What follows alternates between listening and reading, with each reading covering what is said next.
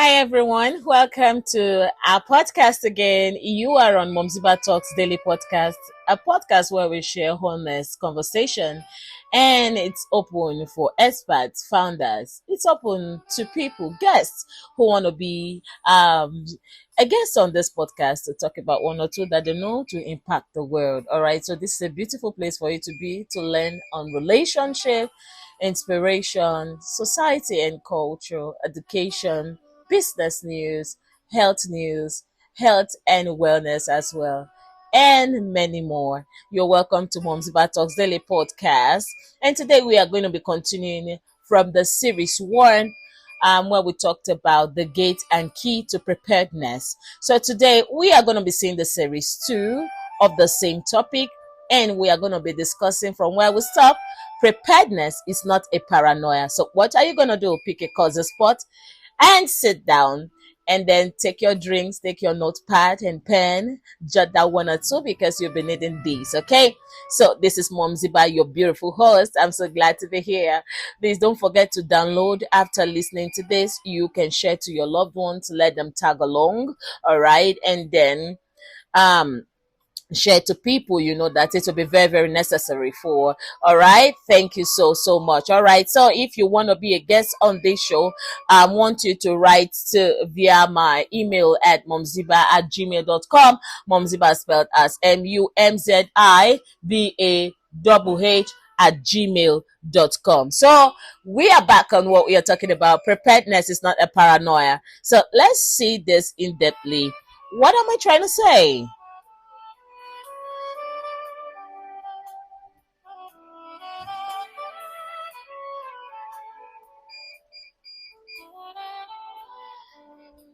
Now let's make this a very very important distinction. Preparedness is not living in fear. Preparedness is not expecting disaster every morning. Preparedness is not constantly imagining that everything that could go wrong, because that is anxiety. Now, what is preparedness? Preparedness is quite different. Preparedness says, I know that things can change. I know that uncertainty is part of life.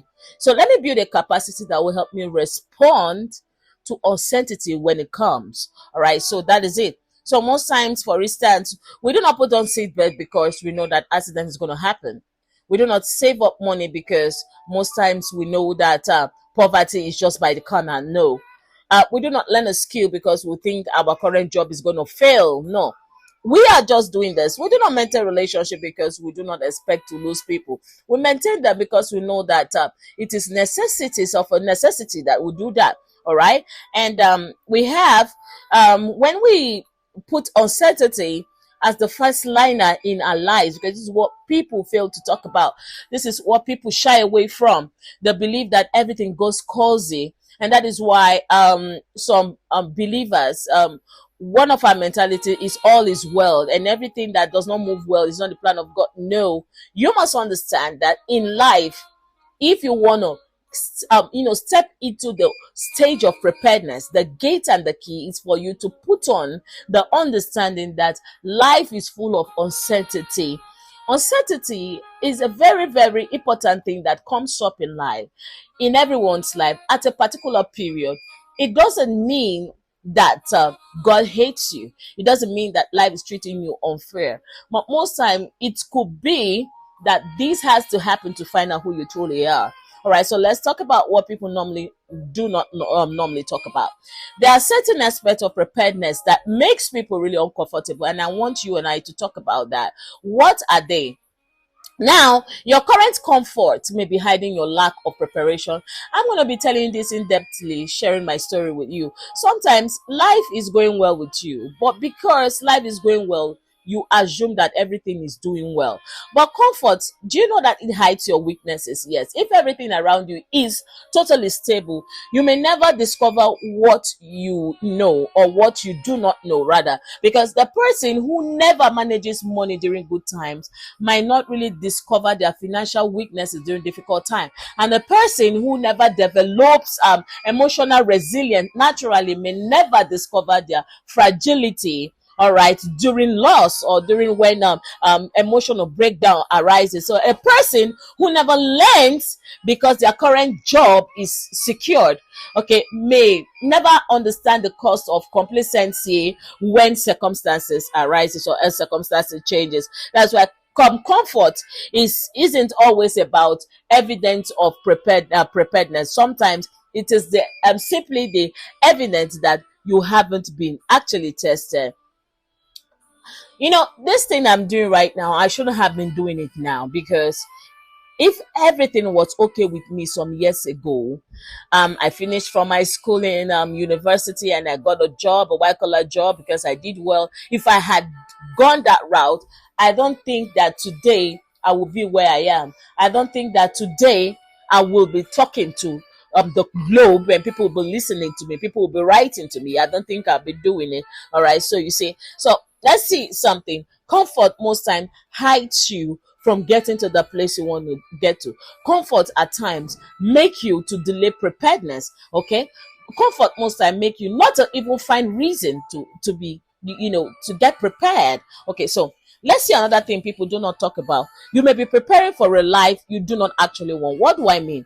This is one often more very, very uncomfortable, because when we can become very, very disciplined at climbing a ladder without asking the ladder if it's against the right wall, okay, we prepare for society definition of success, we prepare for applause, we prepare for status, we prepare for to impress people, but we are preparing for the life. Are we, you and I, preparing for the life we truly want? That's the question people fail to ask themselves, because preparedness without direction can become efficiently moving in the wrong direction. You can spend years becoming excellent in something that does not really gives you fulfillment. I've seen a lot of people become so excellent in serving others, become so excellent that they give them positions and they do not really want to leave. Now, these people they do not understand why they are so not fulfilled, they are not appeased. They can't name it. This is the reason why I'm not appeased with what I'm doing, but they see themselves doing well.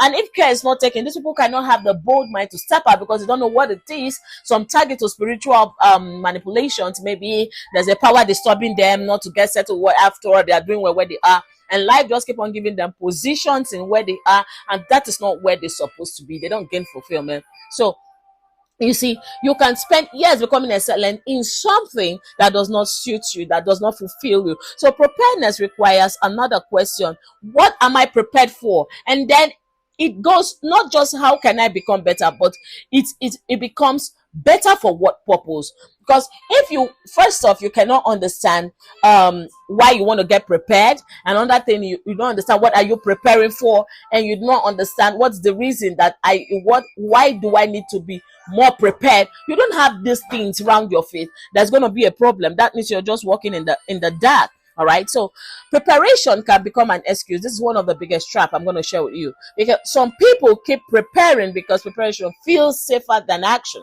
They say, I need one more course, I need one more information, I need better equipment, I need money, I need to research a little more, I need to wait until I'm confident, and years continue to pass. There was some time before I started podcasting, I knew, I looked around about me, and I didn't have, I normally say this, I didn't have the audience, I didn't have the people who could attract me good audience, I didn't have money to run promotions on social media, and I didn't have money to even set up a good studio for myself. So I started with just my phone. There was not even a mic. Okay, from people who have been following me over more than 100 episodes, more than 150 episodes now, you will see that from the beginning it was just there. I don't even have a sound card to swallow the sound in my environment, but I was just pushed because I just started. I studied, I had to share, I have to impact, I have the urge, I have the boiling urge in me, I want to do it, and I started it.